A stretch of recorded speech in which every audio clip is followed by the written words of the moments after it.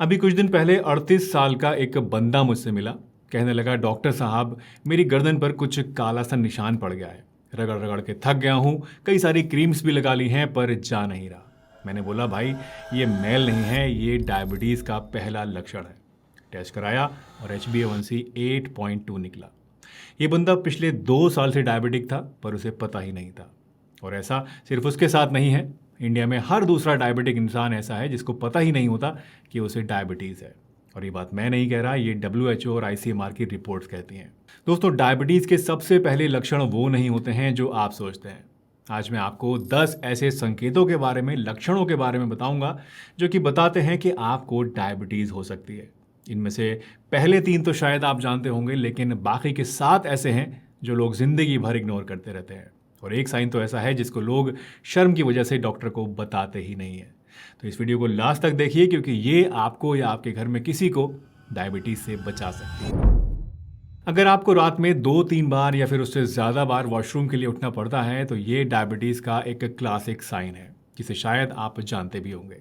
देखिए, होता क्या है कि जब खून में शुगर ज़्यादा होती है तो आपकी किडनीज उसे बॉडी से बाहर करने की कोशिश करती हैं। और इस दौरान, इस चक्कर में शुगर के साथ साथ वो पानी को भी खींच लेती हैं, जिससे कि पेशाब ज़्यादा आता है।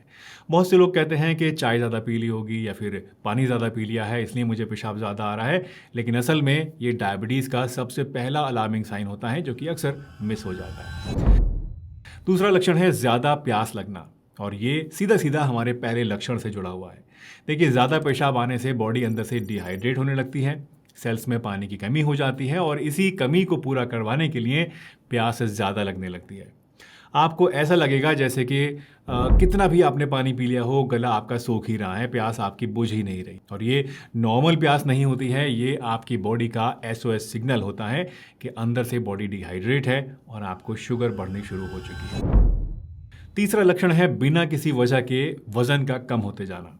और ज़्यादातर केसेस में इसमें एक ख़ास पैटर्न दिखाई देता है कि आपको भूख तो ज़्यादा लगने लगती है और खाना भी आप खूब सारा खाते हैं, लेकिन वज़न आपका फिर भी घटता जाता है। देखिए, डायबिटीज़ में शुगर ज़्यादातर खून में ही पड़ी रहती है, सेल्स के अंदर ये नहीं जा पाती। और जब सेल्स में ग्लूकोज नहीं पहुंचती है तो उनको ऐसा लगता है कि बॉडी भूखी है, उसको शुगर की ज़रूरत है और इसलिए हमारी भूख बढ़ जाती है। लेकिन एनर्जी के लिए, क्योंकि सेल्स में शुगर कम है, तो बॉडी अपने फैट और मसल फाइबर्स को यूज़ करना शुरू कर देती है, जिससे वज़न तेज़ी से गिरने लगता है। चौथा लक्षण है हर समय थकान का महसूस होना। और ये सिर्फ नींद की कमी वाली या फिर ज़्यादा काम काज करने के बाद वाली थकान नहीं होती है, ये एक भारी और गहरी थकान होती है, जैसे कि बॉडी में बैटरी ही ख़त्म हो गई हो। अक्सर लोग सोचते हैं कि अब तो मेरी उम्र हो गई है या फिर काम का प्रेशर है, इसलिए मुझे थकान हो रही है, पर असल वजह कई बार हाई ब्लड शुगर भी हो सकती है। पांचवा, अगर आपका अचानक से चश्मे का नंबर बढ़ता चला जा रहा है या फिर नज़र कमज़ोर होती जा रही है, तो ये भी डायबिटीज़ का एक लक्षण हो सकता है। देखिए, होता यह है कि जब शुगर हाई होती है तो आंख के लेंस के अंदर सूजन आ जाती है, उसकी शेप बदल जाती है और इसीलिए नज़र धुंधली लगती है। इसलिए अगर अचानक से आपके चश्मे का नंबर बढ़ गया है या फिर धुंधला दिखाई दे रहा है तो सिर्फ चश्मा मत बदलिए, पहले अपना फास्टिंग ब्लड शुगर टेस्ट ज़रूर करवाइए। सिक्स्थ साइन है स्लो हीलिंग वुंड्स। अगर आपके छोटे मोटे कट्स या फिर खरोंचे हफ्तों तक ठीक नहीं हो रही हैं, या फिर बार बार आपको स्किन इन्फेक्शंस हो रहे हैं, UTI हो रहा है या फिर फंगल इन्फेक्शन बार बार हो रहे हैं, तो ये एक सीरियस रेड फ्लैग है। High sugar white blood cells को कमज़ोर करती है, जिससे इन्फेक्शन से लड़ने वाली हमारी जो बॉडी की ताकत है वो कम होने लगती है और इस तरह के इन्फेक्शंस बार बार होते रहते हैं या फिर अगर हो जाते हैं तो आसानी से ठीक नहीं होते। साथ ही शुगर बैक्टीरिया और फंगस का फेवरेट फूड होती है, तो जब डायबिटीज़ में ब्लड के अंदर शुगर हाई रहती है तो इन्हें भरपूर मात्रा में आराम से खाना मिलते रहता है बैक्टीरिया को, फंगस को, और ये खूब फलते फूलते हैं।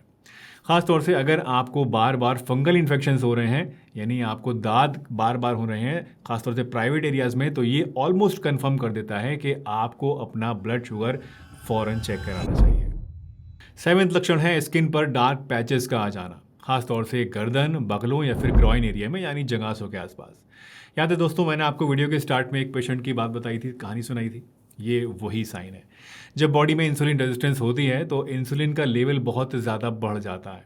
ये एक्स्ट्रा इंसुलिन जो है ये स्किन सेल्स को एबनॉर्मली ग्रो करता है, जिससे कि गर्दन, बगलों या फिर ग्रॉइन एरिया में काले मोटे मखमल जैसे पैचेस आ जाते हैं। और ये इंसुलिन रेजिस्टेंस का एक बहुत ही इंपॉर्टेंट सिग्नल है। और सबसे इम्पोर्टेंट बात यह है कि ये सिग्नल एक्चुअल में डायबिटीज़ होने से सालों पहले आ जाता है। तो अगर आप इसको पहचान जाएंगे तो आप बहुत पहले ही अपनी डायबिटीज़ को कंट्रोल करने की दिशा में कदम उठा सकते हैं। 8th साइन है हाथों और पैरों में झंझनाहट, सुइयां चुभना या फिर जलन जैसा महसूस होना। ये पेरिफेरल न्यूरोपैथी कहलाता है, यानी एक तरह का नर्व डैमेज। जब खून में शुगर लंबे समय तक हाई रहती है दोस्तों, तो छोटी छोटी जो नर्व्स होती हैं, खासतौर से हाथ और पैरों की, वहाँ डैमेज होने लगता है। आपको लगता है कि कोई कमज़ोरी है या सर्कुलेशन शायद वीक हो गया है, पर यह डायबिटीज़ की वजह से होने वाला एक डायरेक्ट नुकसान है। पहले हल्की हल्की झंझनाहट होती है, फिर सुनपन आता है, फिर जलन होने लगती है और अगर ध्यान नहीं दिया तो सेंसेशन कई बार पूरी तरह से ख़त्म भी हो सकता है। यानी आपके जो हाथ पैर हैं वो परमानेंटली सुन्न भी हो सकते हैं। तो ये एक बहुत इंपॉर्टेंट साइन है जिसको कभी भी नज़रअंदाज मत कीजिए। 9वां साइन है इरेक्टाइल डिसफंक्शन या फिर मर्दाना कमज़ोरी। और ये वो साइन है जिसको लोग शर्म की वजह से डॉक्टर से कभी बताते ही नहीं है। देखिए, डायबिटीज़ की वजह से ब्लड वेसल्स और नर्व्स डैमेज होने लगती हैं और इसका सीधा सीधा असर मर्दाना ताकत के ऊपर पड़ता है। इनफैक्ट बहुत सारे मर्द प्री डायबिटीज़ स्टेज में ही इस प्रॉब्लम को फेस करने लग जाते हैं। रिसर्च कहती है कि डायबिटीज़ वाले मर्दों में नॉर्मल लोगों के मुकाबले में इरेक्टाइल डिसफंक्शन होने का रिस्क 3 गुना ज़्यादा होता है। अगर आप 35 से 50 साल की उम्र के बीच आते हैं और ये प्रॉब्लम आप फेस कर रहे हैं तो शर्म को छोड़िए, टेस्ट करवाइए, क्योंकि ये सिर्फ कमज़ोरी नहीं है, ये डायबिटीज़ की एक वार्निंग साइन भी हो सकता है।